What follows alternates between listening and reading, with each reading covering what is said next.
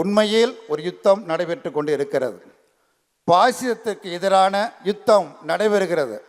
அந்த பாசிசம் என்றால் என்னவென்றே அர்த்தம் தெரியாத காரணத்தினால் பாயாசம் என்று சொல்லுகிறார்கள். சின்ன பிள்ளைங்க அப்படி தான் பேசும், அதை பெருசாக எடுத்துக்கொள்ளக்கூடாது. பாயாசத்துக்கும் பாயசம் தெரியாது, பாயசத்தை பற்றியே தெரியாது. அதை தெரிந்து கொள்ள வேண்டும், படிக்க வேண்டும். ஹிட்லரை பற்றியான புத்தகங்கள் இருக்கிறது, அதையெல்லாம் படித்து அரசியலுக்கு ஆர்வம் காட்டுகிறவர்கள் தெரிந்து கொள்ள வேண்டும். அது எவ்வளவு கொடுமையானது. 2 கோடி பேரை பலி கொண்டது பாசிசம், ஒருவர் இருவரை அல்ல, 2 கோடி பேரை பலி கொண்டது பாசிசம்.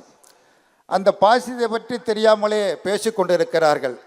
நம்ம துணை முதலமைச்சர் இங்கே அமர்ந்திருக்கிறார். அவருடைய பழைய நண்பரா இல்லை இப்பயும் நண்பரான்னு எனக்கு தெரியல. அவருக்கு செக்குக்கும் சிவலிங்கத்துக்குமே வித்தியாசம் தெரியல. அவங்கெல்லாம் முதலமைச்சருக்கு ஆசைப்படுறாங்க.